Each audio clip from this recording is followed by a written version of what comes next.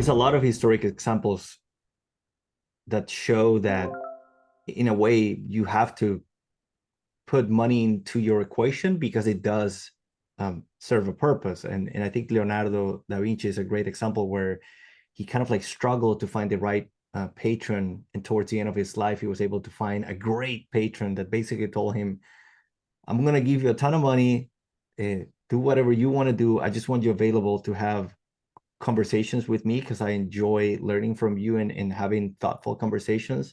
I'm blanking on the name of the king, but he struggled throughout his life, right? Like he had to return some work that he didn't finish and give some money back, etc.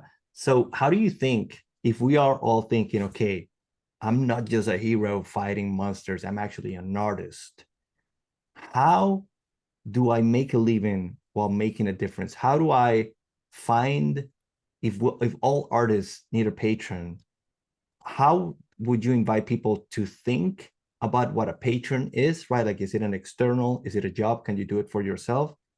And then how do you build a relationship with your patron, whomever or whatever that is in your life? Yeah. Well, I made a living for 25 years as a professional musician, so I'm very familiar with what it's like to actually make a living doing the thing that you love. And you know what I would assert is it things like money.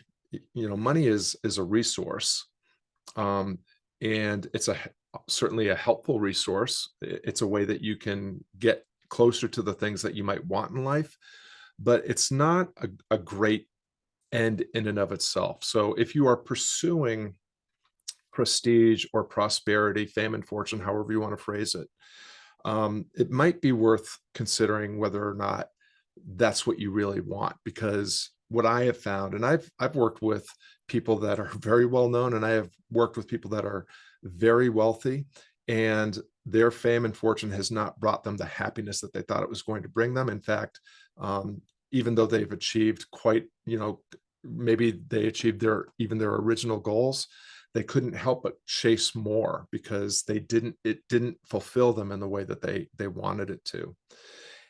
And you mentioned the idea of a starving artist, and I'm a big advocate of not.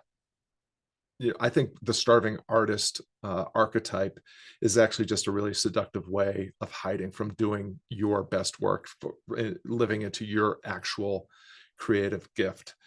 Uh, Patronage is certainly one way that an artist can have the freedom to do the work that they want to do. I'm more interested in creative people, artists who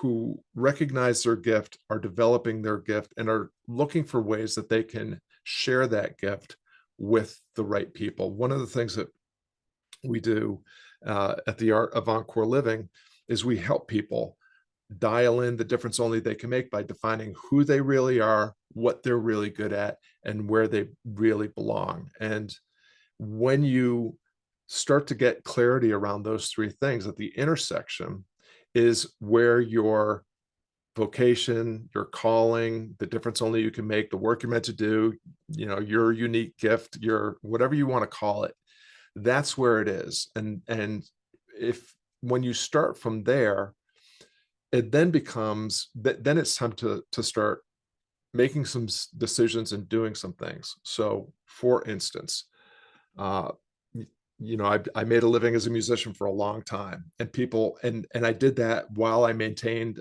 a happy marriage. I raised two boys. We homeschooled them.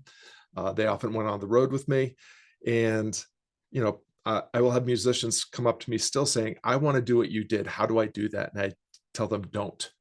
And they always look at me like, "What do you mean?" I was like, "The light, making a living doing your craft, you're doing your art, out there for sale, is a really strenuous occupation."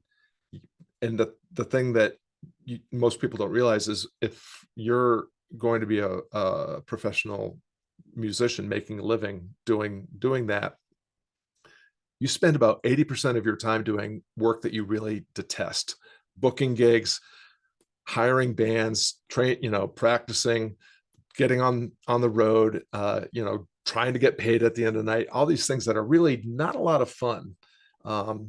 And you spend about 20% of your time doing what you actually signed up to do, which is performing in front of audiences. The only reason to do that as a full-time occupation is if you can't do anything else. I tried to leave music behind several times over 25 years, and I couldn't do it. That was my calling at the time. It was what I was meant to do, and I couldn't not do it and be happy.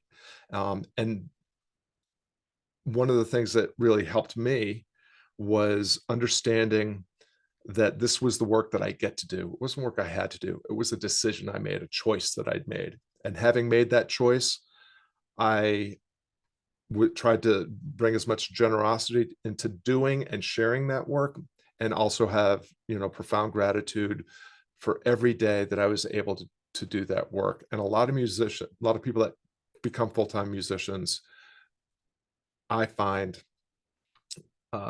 aren't able to sustain that kind of gratitude and generosity. They become a little bit jaded and bittered. They feel like they're not getting the breaks, and they're not getting the gigs that they deserve, and all that sort of thing. And they end up conspiring in their own unhappiness. So I don't think there's anything wrong for a creative person to do the work they have to do to make a living, so that they can do the work that they get to do, build their passion project, side hustle, their vocational endeavor kind of on the side. I think that's a better way, because again, turning your hobby into your job is a likely recipe for turning your hobby into something that you don't enjoy as much as you wish you could.